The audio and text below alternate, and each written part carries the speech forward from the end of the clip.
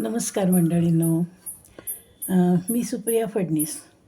मी तुम्हाला कायम माझे कवितांचे किंवा जिथे जिथे मी लांब दूरवर जाते परदेशातनं वगैरे अशा ठिकाणचे व्हिडिओ तुम्हाला टाकत असते किंवा माझ्या मुलीसुद्धा खूप ठिकाणी जातात, मग तिथले काही व्हिडिओ ते मला टाकतात, ते मी तुम्हालाही टाकते. तर चांगलं चांगलं काही दाखवावं असा हा हेतू माझा असतो. तसंच परवा मी असं सहजगत्या एक व्हिडिओ वाचत होते, ऐकत होते. तर त्या गोष्टी म्हणजे अशा की कोणाला काहीतरी वाईट येणारे अनुभव, कुठेतरी फिरायला गेलेत आणि काहीतरी दिसलं, मग ते भूत होतं का आणखीन काही होतं, असे काही अनुभव त्यांचे ते व्हिडिओ मी वाचत होते.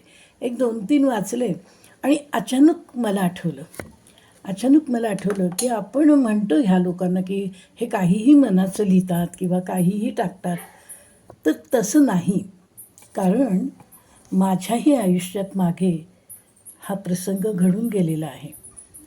खरं खोटं हे मी यावर चर्चाच करू शकत नाही, कारण हे खरंच आहे. खरंच घडलेलं आहे. आपण जसं देवावर श्रद्धा ठेवतो, तसं भूत, प्रेत, अजून काहीतरी असू शकतं. आपल्याला एखाद्याला ते दिसतं, एखाद्याला ते दिसत नाही, पण त्याचा त्रास होत राहतो. ज्याला दिसत नाही त्यालाही त्रास होतो आणि ज्याला दिसतो त्याला तो होतच होतो. गंमत अशी आहे की तो जो प्रसंग होता, मला जे ते दिसलं होतं, तर ते मी तुम्हाला इथे सांगू इच्छिते. विश्वास ठेवायचा की नाही ही तुमची इच्छा, तुमचं हे आहे ते, की ठेवायचा नाही ठेवायचा हे तुम्ही बघा.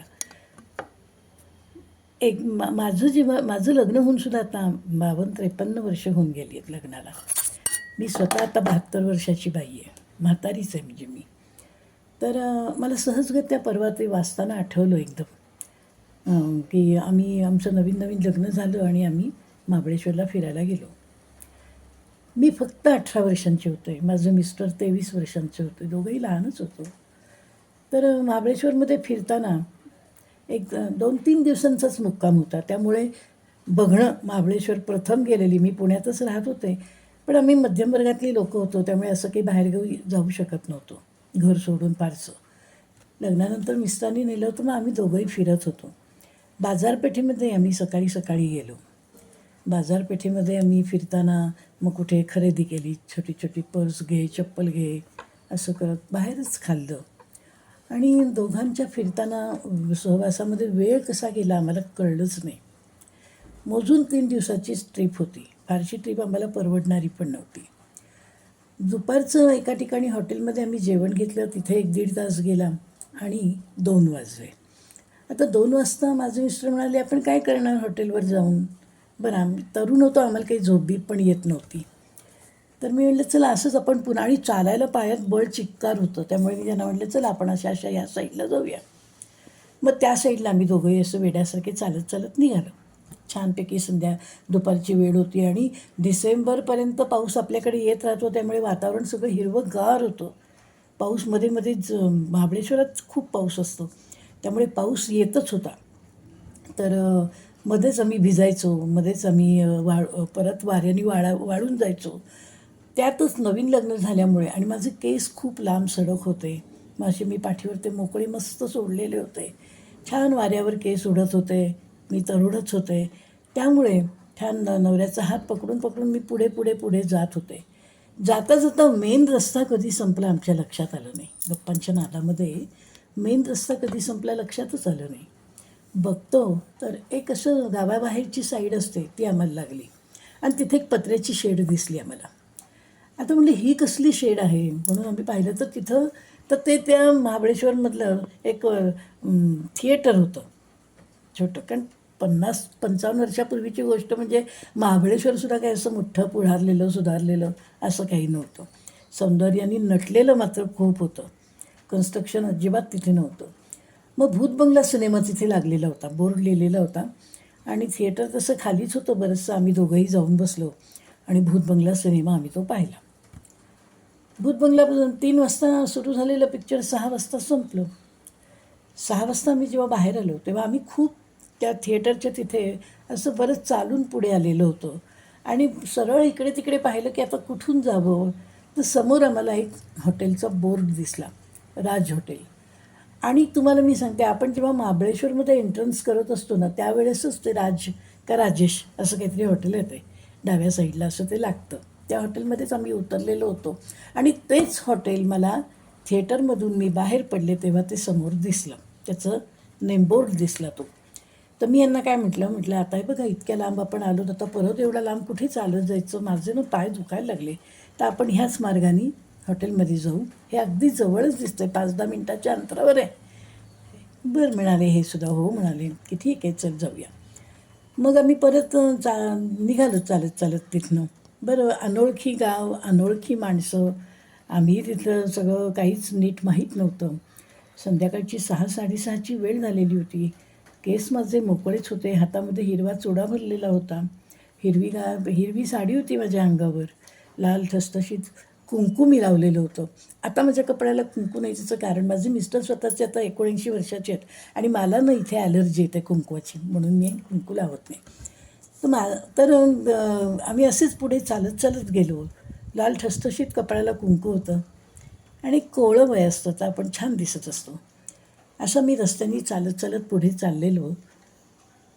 गंमत अशी झाली की आम्ही त्या हॉटेलपर्यंत पोचूच शकत नव्हतो. कितीही अंतरावर गेलं तरी त्या हॉटेलचं अंतर तेवढंच, तितकंच ते लांब दिसत होतं. मला काही लक्षात येईना, म्हटलं आपण कितीही चाललो, आत्ता जवळ हे हॉटेल असं वाटत होतं, तर ते एवढ्या लांब का बरं दिसतं आहे आपल्याला. मी यांना म्हटलं हे फार लांब हॉटेल वाटतं हो, आपल्याला जवळ दिसत होतं. अशा 2 फेऱ्या आम्ही मारल्या आणि गंमत अशी की आम्ही जिथे 2 फेऱ्या मारून यायचो, तर तिथे मी एका दगडावर येऊन उभी राहिले आणि एकदम लक्षात आलं माझ्या, खाली बघतोय तर सगळीकडे खूप गवत वाढलेलं होतं, त्यामुळे तो दगड कुठला हे मला कळत नव्हतं. पण मी खाली बघितलं तर ते एक सिमेंटचं पांढऱ्या रंगाचं थडगं होतं. ते थडगं आहे असं लक्षात आल्यावर एवढी अक्कल असते आपल्याला की अरे थडगं म्हणजे याच्यामध्ये माणसं पुरतात खाली.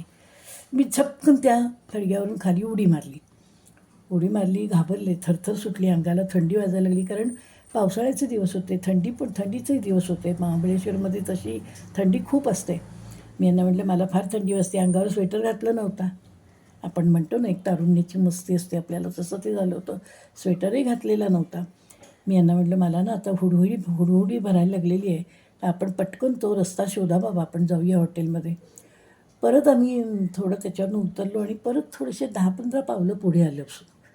त्याच वेळेस समोरून आम्हाला एक मुसलमानांचा तो चाचा असतो ना, तो हातामध्ये मोरपीस वगैरे घेऊन येतात, असे हातात उदबत्त्या असतात पेटवलेल्या आणि कंदील होता हातामध्ये, असा तो माणूस समोरनं येताना दिसला. त्याला काय म्हणतात, फकीर का काय म्हणतात, मला नाव लक्षात नाही आहे, समजून घ्या. तर तो माणूस समोरनं आला. तो आल्याबरोबर मी यांना म्हटलं हो त्यांना विचारा ना पत्ता, ते सांगतील रस्ता आपल्याला. मग त्यांनी हाक मारली, चाचा हमको उस राजेश होटल में जाना है, तो रास्ता किधर से है, यहाँ रास्ता नहीं मिल रहा है, हम लोगों ने 2 बार दोनों ने यहाँ से राउंड मारी लेकिन रास्ता ही नहीं मिल रहा है, हम वापस यही ही आ रहे, यहाँ से दूर गए तो भी वापस हम यही आते हैं, तो पता नहीं क्या हो रहा है. तेव्हा ते चाचा बोलले, बच्चे लोग तुम कहाँ आ गए यहाँ, ये तो यहाँ तो आदमी लोगों को नीचे गाड़ते हैं, तुम यहाँ कहाँ कहाँ आ गए, रास्ता तुम्हारा वही, ये रास्ता वो नहीं है कि जिस होटल में आपको जाना है, ये तो सब भूल भुलैया हो गया है. ते असे बोलल्यावर मी घाबरले. ये तो आपको चकवा लग गया है. मी म्हटलं चकवा म्हणजे काय असतं, मला काही लक्षात येईना. तर त्यांनी काहीतरी आपण म्हणतो ना की हे सगळे खोटं असतं किंवा काय, पण त्यांनी काहीतरी असं अल्लाचं नाव घेऊन हे केलं, उदबत्त्या वर केल्या, मोरपीस आमच्या डोक्यावर मारलं आणि मग आम्हाला ते म्हटले की एक बात करो, बस मैं बोलता हूँ ना दाहिनी तरफ से जा, कहाँ भी मुड़ो मत, दाहिनी तरह से वही रास्ता पकड़ो और आगे जाओ, जाओ जाओ जाओ, वापस जल्दी जाओ, 7 बजने को आया है, जाओ बेटा जाओ, भागो इधर से. असं म्हटल्यावर आम्ही त्यांनी सांगितल्याप्रमाणे दाहिनी बाजूने आम्ही जे डाव्या बाजूने पळत सुटलो माहीत नाही, आणि बरोबर त्या राज हॉटेलच्या दारात येऊन आम्ही थांबलो. मागे वळून पाहतो तर आम्हाला तो रस्ता पण दिसला नाही परत, की आपण ह्याच रस्त्याने आलो होतो म्हणून. पण इतकी थरथर अंगाला सुटली होती माझ्या, म्हणजे मी घाबरले होते, ते घाबरले असतील, पण त्यांनी बोलून दाखवलं नाही, कारण माझ्या डोळ्यातनं गळगळ पाणी येत होतं. आणि एकाएकी मला खूप थंडी वाजून आली. मी हॉटेलमध्ये आलो आम्ही, ब्लँकेट घेऊन मी झोपून गेले, पण मला झोप लागत नव्हती. कारण अचानक रात्री 2 वाजता माझ्या पोटामध्ये अफाट दुखायला लागलं. अफाट, मला चैनच पडेना. कसेबसे संध्याकाळची 6 वाजेपर्यंत आम्ही वाट पाहिली. माझ्या मिस्टरांनी त्या 1 दिवसाचे पैसे मॅनेजरला, तिथल्या हॉटेलवाल्याला देऊन टाकले आणि सकाळची महाबळेश्वर पुणे गाडी पकडून आम्ही थेट KEM हॉस्पिटल पुणे इथे मला ॲडमिट केलं. तिथे मी ॲडमिट झाले आणि सगळे डॉक्टर मला तपासत होते की हिला काय झालं आहे, हिला काय झालं आहे. माझं पोट तर अफाट दुखत होतं, अफाट. तर मग मी म्हटलं की ते सगळ्याच प्रकारे मला विचारत होते, कारण नवीन लग्न होऊन आम्ही गेलेलो होतो ना.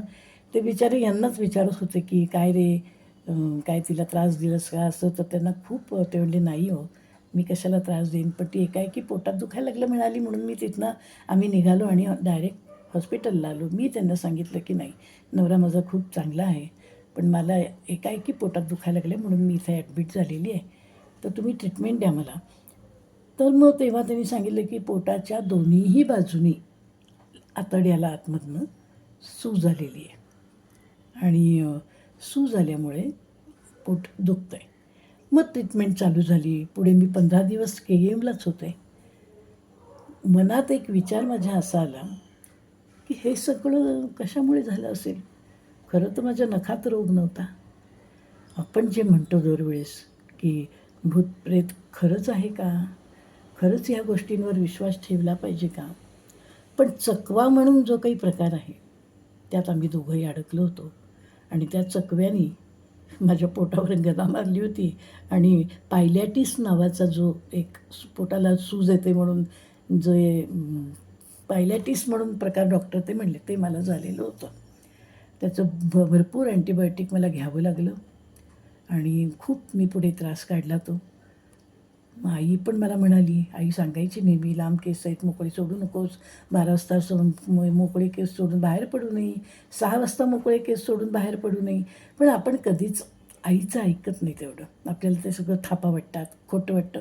ते वयच असं होतं की आम्हालासुद्धा असं वाटायचं की हे भूतप्रेत काही असेल का, नसेलच असं काहीसुद्धा, आई काहीतरीच सांगते.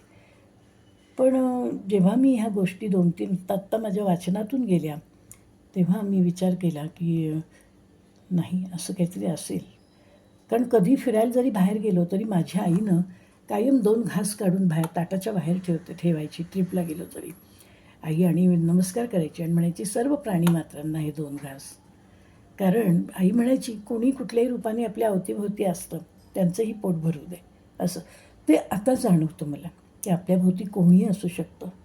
प्राणी, पशुपक्षी तर असतातच, पण हे भूतखेतसुद्धा भुकेले असतात, इतके वर्षाचे फिरत असतात, ते सुद्धा असू शकतात आणि त्याच्यामध्ये आम्ही अडकलो होतो. म्हणून माझी एक रिक्वेस्ट आहे, ऐकलंच पाहिजे असं नाही, कारण मी सांगितलेली ही घडलेली माझ्या आयुष्यातली हकीकत आहे.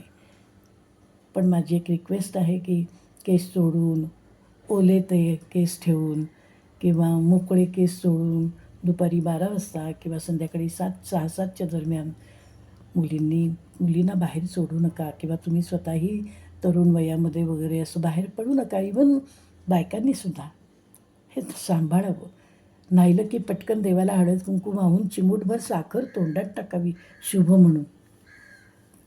त्याला कारण आहे आणि नवीन नवीन लग्न झालेल्या जोड्या असतील तर त्यांची दृष्ट काढून टाकावी, काही बिघडत नाही.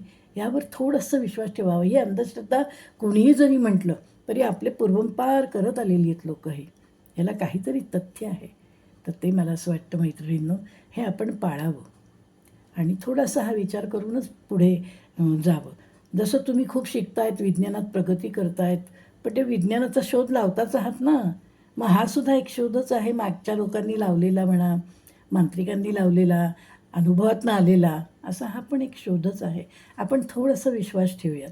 सगळ्यावर अविश्वास दाखवून पुढे जायला नको.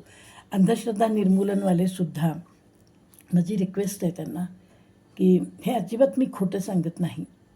हा आलेला एक अनुभव मी इथे कथन केला. ही गोष्ट नाही, ही माझ्या आयुष्यातली खरी घडलेली हकीकत आहे. मॅक्सिमम लोकांनी ही पुढे पाठवा. याला लाईक करा, सबस्क्राईब करा आणि हे शेअर करा. माझी एक रिक्वेस्ट आहे तुम्हाला. हा आलेला मला भयानक अनुभव आहे, अतिभयानक. चकवा याला म्हणतात. नमस्कार.